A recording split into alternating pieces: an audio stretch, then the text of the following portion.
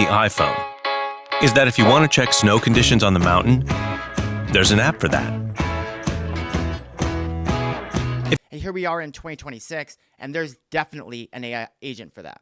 Sup, homies? My name is Mike Gass. Let's do a quick roll call of all the AI agents that have been funded just in the last month. Roll call: home healthcare, clinical AI for radiology, AI front office for home services, ScreenPoint Medical, $14 million for AI breast imaging, Paralytics for patent search, Brev, AI tracking for corporate goals, Legal,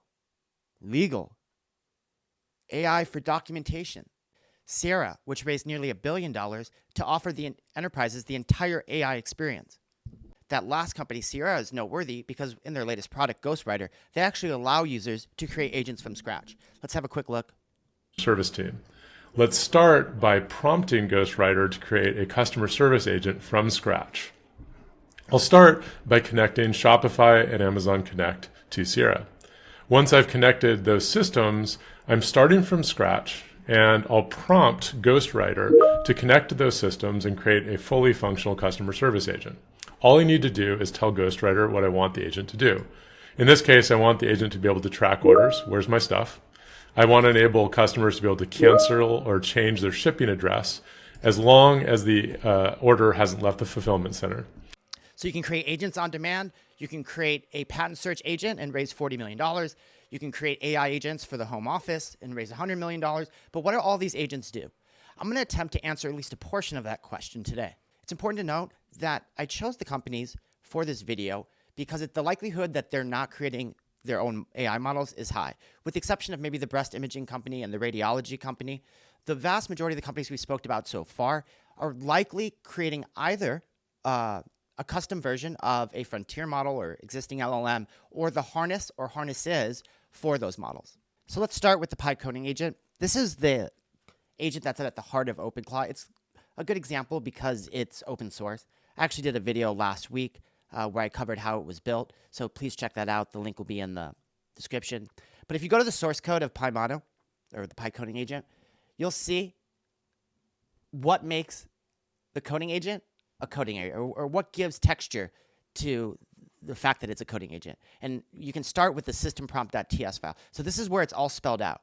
So you can see that the prompt is, you are an expert coding agent operating inside Pi, a coding agent harness. You help users by reading files, executing commands, writing code, and writing new files. So at its core, when we're talking about agents or any of the companies that I've listed, their implementation is going to start with a system prompt that describes the purpose of the agent.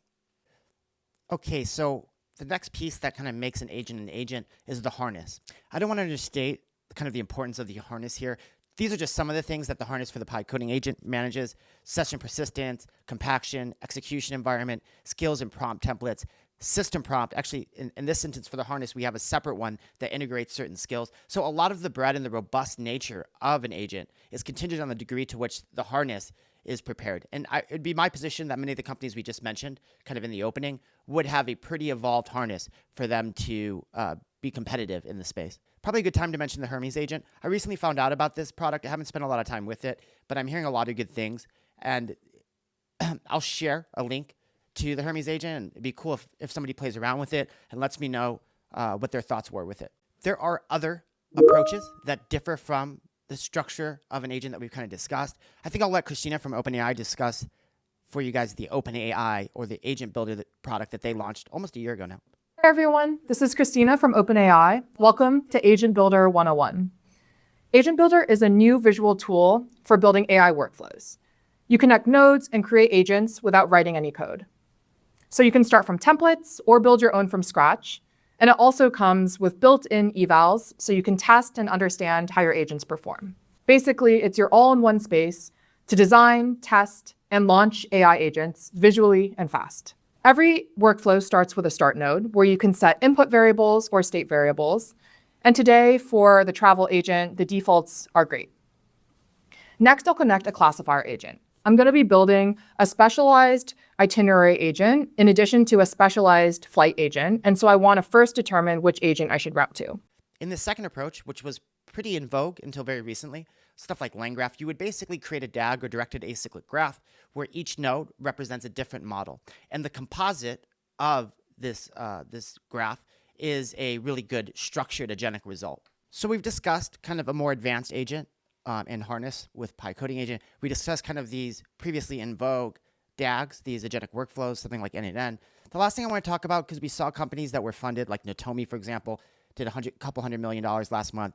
And what they provide is an entire agent orchestration platform. So I just wanted to bring you guys' attention to something like Diffie. I actually don't have a lot of experience with building something like this, the entire orchestration. I've seen pieces of it here and there, but I think a really good start is a product like Diffie, because a lot of the companies that you're seeing getting funded, and there's a handful, Notomi, Sierra, they provide a very robust agentic orchestration platform to their customers. With that said, I'll stop right there, homies. It really is remarkable just how much money in the last month has been raised by agents or agentic orchestration platform. It's for this reason that I wanted to share a little bit under the hood of what makes these agents special. It's my understanding that Mario got offered quite a bit of money from VCs for the PyCoding agent, which we looked at earlier. So with that said, guys, I stream on Twitch. Please follow, give me a like, share this video, leave a comment in the comments section, and I'll see you homies soon. Peace.